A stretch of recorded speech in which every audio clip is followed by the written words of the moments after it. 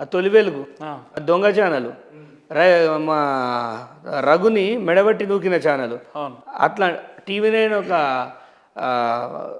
Paid channel లెక్క తయారు చేసింది రవిప్రకాష్. ఇవాళ యూట్యూబ్ ఛానల్కి వచ్చి ఆ వ్యవస్థను సర్వనాశనం చేసి సామాన్యునికి న్యాయం లేకుండా చేస్తున్న దుర్మార్గపు ఛానల్ అది.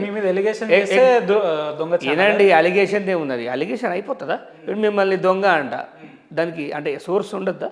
ఆ కామెంట్లు చదవండి, 100 ఉంటే 99 కాదు 100కు 100 ఏమని చెప్పి నేను జైల్లో ఉండగా వచ్చిందట ఆ వీడియో. ఒకసారి కామెంట్లు చదవండి కదా. ఓకే, సిగ్గుపడి ఊరేసుక చచ్చిపోవాలి చదివిన.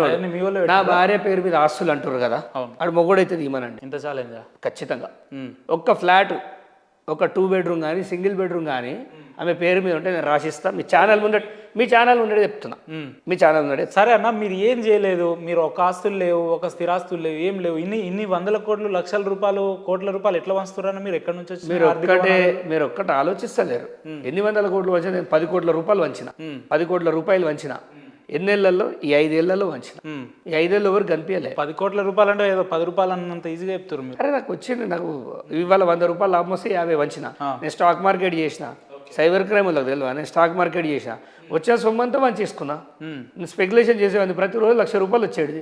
ఆ 1,00,000 రూపాయలు నా తెలివి, నా టాలెంట్కి వచ్చింది, అవి పంచుకున్నా. అందరికి లేని టాలెంట్ మీకెందుకు వచ్చింది? అరే ఎవరి ఇష్టం. అలాంటి వాళ్ళు సంపాదించాలంటే కష్టం అండి. మీ సిగ్నేచర్ స్టూడియోకి ఎందుకు ఇంత ఏమంటారు రేటింగ్ వచ్చింది అని అడిగితే మిగతా ఛానళ్ళు లేవా? మరి ఏం చెప్తారు? మీకే ఉందా టాలెంట్? మంచి కంటెంట్లు పెడతాను. నేను మంచోడిని, మంచి కష్టపడ్డా కాబట్టి వచ్చినాను. నేను దొంగని అయి ఉంటే ఈ పాటికి నన్ను వదిలిపోదు గవర్నమెంట్. నా దగ్గర ఏం ఆస్తులు దొరకలే ఆయనకి. నా మీద దొరికిన ఆస్తి కేసు ఏం తెలుసా? మీకు రేపు కాపీలు కావాలంటే ఇస్తా. 11,000 రూపాయలు మోసపోయిండట ఓడు. 10 కోట్ల ఆస్తి సీజ్ చేసిండు. 11,000 10 కోట్లేడా? ఒక్క రోజులో బెయిల్ రావాలి ఆ కేసులో, స్టేషన్ బెయిల్. 33 రోజుల లోపల ఉంచారు. అదేం న్యాయం? స్టేషన్ బెయిలే రావాల్సింది 33 రోజులు పోయి. అబ్సల్యూట్లీ. మీకు కేసు ఫైల్ అన్నీ పంపిస్తాయి. నా మీద పెట్టిన కేసులన్నీ ఒక ఫ్రాడ్ కేసులు అని చెప్పేసి ఆర్ఎస్ ప్రవీణ్ గారు కన్ఫర్మ్ చేసాక టికెట్ ఇచ్చాడు. ఇప్పటికి ఎన్ని కేసులు ఫేస్ చేశారు మీరు? ఒక 7 కేసులు పెట్టాడు. అవన్నీ ఉద్దేశపూర్వకంగానా లేదంటే కళ్ళు మూసుకొని? మాకు కేసులలో పోవాలని ఇంట్రెస్ట్ లేదు. అట్లా పోయేది ఉంటే ఇట్లా జనానికి డబ్బులు ఇచ్చే దూలు ఉండదు ఫస్ట్ ఆఫ్ ఆల్. అవును. అండ్ సిద్దిపేట పోయి ఎమ్మెల్యే కావాలనే కోరిక అసలు ఉండదు. తెలిసినోడు ఎవడాడి కూడండి నిజంగా. అది నిజాయితీగా పోయి లొల్లి పెట్టేటోడు పెడతాడు. కానీ మరి ఇన్ని రోజులు అయినా కానీ ఆయనకి ఎందుకు సరెండర్ కాలే అది కూడా చెప్పండి. మీ గురించి ఒక 100 మందిలో ఒక 60 మంది ఏమో సాయం చేసే గుణం ఉంటుంది చక్రధర్ గౌడ్ గారికి అని మాట్లాడతారు. మిగతా 40 మంది ఏమో ఆయన పెద్ద దొంగ, వేరే వేరే రాష్ట్రాలలో కోట్లు దొనుకొచ్చి ఇక్కడ 10,000 5,000 ఇచ్చి సోషల్ మీడియాలో పెట్టుకుంటాడు. 10,000 5,000 అనేటోడు వాడు పేటిఎం బ్యాచ్ కూడా 5,000 10,000 తీసుకొని వరుతుంటాడు. నేను ఇవ్వనికి 5,000 10,000 ఇయ్యా. నేను ఎలక్షన్లలో గెలవాలంటే కూడా వేరే రకంగా గెలిచే తెలివితేటలు నాకు ఉన్నాయి. ఆ నియోజకవర్గమే వద్దు, మరి గెలవకపోయారు, అవసరం లేదు. నేను కొట్లాడినా, గెలుపోవటంలో కాదు నాకు కావాల్సింది. ఒక నియంత పైన కొట్లాడినా, ఊరు వాయిస్ వినిపించిన, ఇన్ని కొట్టడం పెద్ద విషయం కాదు, తలిగియచ్చు అని చెప్పిన. ఇవాళ నేను రేపు నాతో 10 మంది వస్తారు. బీజేపీలో ఎందుకు జాయిన్ అయ్యారా అన్న మీరు? బీజేపీ కంటే ముందు అసలు మీలాంటి వ్యక్తి నేను పాలిటిక్స్లో రావాలి అండ్ దట్టు ఫస్ట్ మొదటగా బీజేపీలోకి వెళ్ళాలని ఎందుకు అనిపించింది? బీజేపీ అయితే ఏమవుతుంది? ప్రతి పార్టీలో మంచి ఉంది, చెడు ఉంది. ఇప్పుడు బీజేపీలో ప్లస్ ఉంది, మైనస్ ఉంది. ప్లస్ ఏంటంటే ఛాలెంజ్ చేస్తే తీసుకొని వర్కౌట్ చేస్తుంది. మైనస్ ఏంటంటే కవిత లాంటి వాళ్ళని అరెస్ట్ చేయకపోవడం పెద్ద మైనస్. అది ఎవరిని అడిగినా చెప్తారు. రెండోది కాంగ్రెస్కి ప్లస్ ఉంది, మైనస్ ఉంది. అర్థమైందా? ప్రతి పార్టీలో ప్లస్ ఉంటుంది, మైనస్ ఉంటుంది. మనం ఆ పార్టీలో ఎలాంటి పాత్ర. కాంగ్రెస్లోకి ఎందుకు వచ్చిర్రంటే కాంగ్రెస్ పార్టీ రాష్ట్రంలో అధికారంలోకి ఉంది కాబట్టి మీ స్థిరాస్తులు కాపాడుకోవాలి కాబట్టి ఈ పార్టీని జోకడానికి వచ్చిర్రని చాలా మంది. ఆ పనే చేయాలంటే ఫస్ట్ బీఆర్ఎస్లోకి పెట్టింది మంచిగా. వాళ్ళకంటే మంచిగా వీళ్ళు ఏం చూసుకోవాలి. వాళ్ళతో కొట్లాడారు కాబట్టి కదా ఈ పార్టీకి. లేదు, కొట్లాడక ముందైనా ఆ పార్టీలకే పోవాలి, ఆస్తులు పెంచుకోవాలంటే వాళ్ళే మంచోళ్ళు. వీళ్ళు 60 ఏళ్లలో ఏం కరప్షన్ వాళ్ళు 6 ఏళ్లలోనే చేసేసారు. వాళ్ళు చాలా గ్రేట్ బీఆర్ఎస్. మరి పోకపోయారు బీఆర్ఎస్? నేను కరప్టెడ్ కాదు కదా. ఓకే, నేను కరప్టెడ్ కాదు.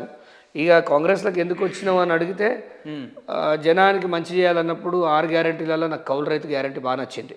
నాకు చాతనైన కాడికి నా సబ్జెక్ట్ అదే అండి యాక్చువల్గా. అవును, నేను మీరు ఒప్పుకున్నా ఎవరైనా కొంతమంది ఆన్లైన్లో కొంతమంది ఏమంటారు తెలుసా అండి, నన్ను ఏదో 10 చెక్కులు వంచినావు, నీకు శాతనైతే వంచు, 10 అంటే 10 లక్షలు శాతం అవుతుందా? అది అందరికీ ఉండదు కదా. గుడికి పోతే బిచ్చగానికి 50 పైసలు ఏనోడు కూడా నా గురించి మాట్లాడుతుంటాడు. బట్ నేను అవన్నీ పట్టించుకున్నాను అనుకోండి, ముందుకు పోలేను.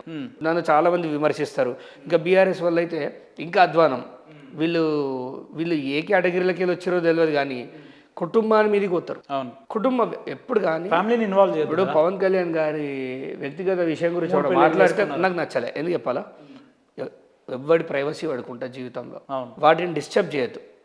నువ్వు ఇంట్లో గడప దాటి ఎవడైతే ఉన్నాడో వాంతో మాట్లాడాలి. అవును, ఇంట్లో ఫోటోలు తీసుకొచ్చి మార్ఫింగ్లు వేసి బజార్కి ఇడిస్తే భయపడనీకి నేను పిచ్చోన్నా, సూసైడ్ చేసుకొని అవలాగన్నా, నీలాంటి చెత్తనా కొడుకులు ఉరికిచ్చి కొట్టేదాకా ఊకోం మేము. కొడతారా రాబోయే రోజుల్లో? నాలాంటి కష్టాలు ఎదుర్కొని చాలామంది మా ఊర్లో ఆత్మహత్య చేసుకున్నారు. మీకు తెలియదు, పేరు కూడా చెప్పదలుచుకోలే, ఊర్లో తెలుసు అందరికీ. ఎవరు, దేనికి, ఏం కారణం? ఇట్లా నా లైక్ ఇంట్లో వాళ్ళని ఇబ్బంది పెడితే ఎవరికి చెప్పుకోవాలో తెలియక ఆత్మహత్యలు ఎన్నో జరిగినాయి మా దగ్గర. ఏ చక్రధర్ కూడా అదే కోటలో పోతాడు అనుకున్నాడు, కానీ మొగుడై తిరిగి వస్తాడని తెలుసుకోలేకపోయారు. ఖచ్చితంగా ఈయన కొన్ని వేల కోట్ల రూపాయలు కుంభకోణం చేసాడు సిద్దిపేటలో, అది బయట పెట్టేదాకా ఊకోను. ఇంకొకటి, ఇవన్నీ చాలామంది అంటారు నీకు అవసరమా అంటే, మరి ఎవరికి అవసరం? నీకు అవసరమా, నీ పన్ను చేసుకోవచ్చు కంటే మరి ఎవరికి అవసరం? సమాజం కోసం పనిచేయడం, సేవ చేయడమే కాదు, ఇట్లాంటి వాళ్ళ తాట తీయడం కూడా ఒక సమాజ సేవనే. మీ ఇంటర్వ్యూ ఉందని నేను మీ స్థానిక మిత్రునికి ఒకరిని ఫోన్ చేసిన, సిద్దిపేట జిల్లా నుంచి. ఆయన ఒక మాట ఏమన్నాడంటే, చక్రధర్ గౌడ్ అన్న మంచోడే, కాకపోతే ఆయనకు రోజు రాజకీయ పబ్బం గడుపుకోవడం కోసం హరీష్ రావుని ఆయన పేరుని ముందర తీసుకొచ్చి మాట్లాడుతూ ఉంటాడు అని అన్నారు. ఎందుకు మీ రాజకీయ అవసరం కోసం ఆయన పేరుని ఎందుకు ముందుకు తీసుకు? ఆయన అవసరమే లేదు రాజకీయాలు, ఇంకా ఆయన వదిలిపెడితేనే బ్యూటిఫుల్గా వేసుకోవచ్చు. కానీ ఆయన అక్రమాలు చేసిండు, ఊర్లో దోపిడీ చేసిండు, ఎవరికేం పట్టి ఉండదు, ఎవరికేం సోయి ఉండదు.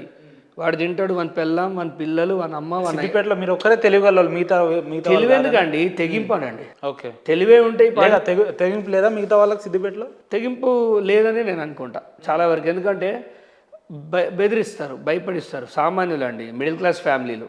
నా ఎక్స్ట్రాలు మాట్లాడితే పెన్షన్లు కట్ అవుతాయి, ఆడ ఎక్కువ మాట్లాడితే వ్యాపారాల మీద దాడులు జరుగుతాయి.